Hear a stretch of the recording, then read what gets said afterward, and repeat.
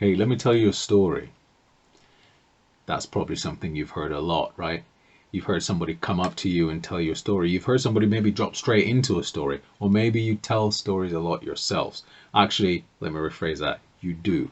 But we're not always doing it consciously. And this is why I want to talk about what being a mindful storyteller truly is, and how we can bring greater awareness and consciousness to the stories that we're telling for much greater clarity, for much greater confidence, for much bigger impact, and much more authenticity in the way we communicate.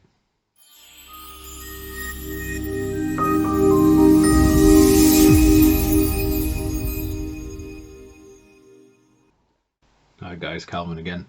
So we were talking about stories, specifically mindful storytelling, what mindful storytelling is, and how you can become a mindful storyteller yourself. So let's talk about mindful storytelling for a bit, okay? What is mindful storytelling, and why does it really matter? What does it have the power to help you accomplish in your work and in your life? Storytelling, first of all, what is that? Well, the dictionary has a number of explanations of storytelling. What's the story here? Or, what was the sequence of events that happened? What was the story that led up to where we got to? How maybe we categorize history or make a record of the way something has taken place. Maybe some experience that we've had, a chronology of events, so to speak, or the way we perceive the events of our lives. Often we're telling other people's stories, and so often when we use the word storytelling, we think of ourselves as sharing something, which is true. But we are also telling ourselves stories as well. And it's my contention that we also need to be able to know what stories we're telling ourselves, which is where the mindful component actually comes in, right? Because we're telling ourselves stories all the time. One of my favorite authors, Don Miguel Ruiz, he wrote The Four Agreements, and he's a teacher of Toltec wisdom. But he says we're always telling ourselves stories. We're telling stories wherever we go. We're telling ourselves stories. We're telling stories to others. We're telling stories about our entire life to ourselves in our life all the time. So we may just as well tell stories that are constructive, stories that are helpful, stories that will have a positive impact on us and the way we live and communicate and engage with each other. This is why it's so important to me as a communication coach and mindful storyteller to imbue my expressions with this mindful storytelling. So what is it, right? Mindfulness and a separate entity. And I call it a separate entity for the sake of this talk, but actually really mindfulness can be integrated into all parts of our lives. It is that quality awareness that arises from paying attention on purpose in the present moment and non-judgmentally. Well, so that's how we describe it actually in secular mindfulness anyway, but we can really simplify that and call that awareness.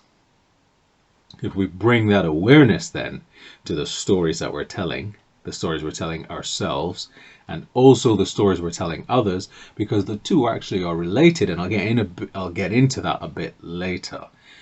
But if we can bring that awareness, that consciousness to the stories we're telling, we then become conscious storytellers, or mindful storytellers as I like to call it.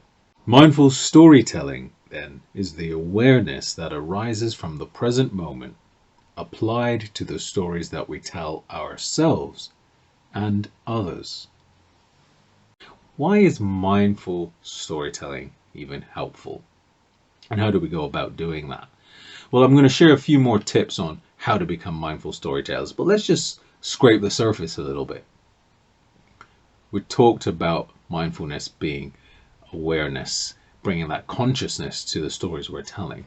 I like to call that shining a light on the inner narrator, or shining a light on the narrator generally, because there's always a narrator inside of us narrating a story in our lives, of our lives, and of what we experience. But who's talking? Who is that narrator? Who's the person behind the voice? And this is where the shining the light on the narrator comes from. So becoming a mindful storyteller then means, for me, going into that space where we can distinguish or determine the difference between the voices in our heads from the voice in our heart. The voice in our heart I like to call the true inner narrator, or even the silent narrator. Paradoxically, but that true voice in our heart, call it intuition, call it your truth, call it the universe speaking to you, call it God inside you, your God self, whatever you describe it to be, there is a voice that speaks. And that voice is speaking in a way that's unique. I help people to step into their power by rediscovering their voice. And I believe that everybody should do that in the way they engage in their lives. So, how do we get into that space of determining then whose voice is speaking? This is where the mindful part comes in, because we need to be able to step back a little bit. We need to be able to create distance between the thinking mind and ourselves, often called the observer self, or true self, or higher self, whichever language you prefer to use.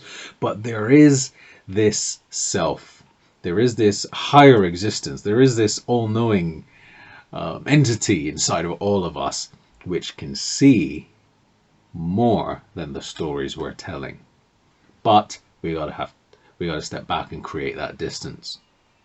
Only then can we shine a light on the narrator to find out which voice is speaking. Is it the societal voice? Is it our parental voice? Is it our conditioning from our school?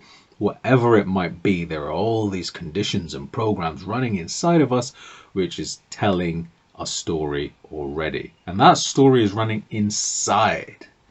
So imagine then, what story are you telling the world before you even go out there and engage in your life and in your business? Then we start to look at what stories we're telling the world. And this is where we can move into a place of rewriting the script. What is the narrator saying?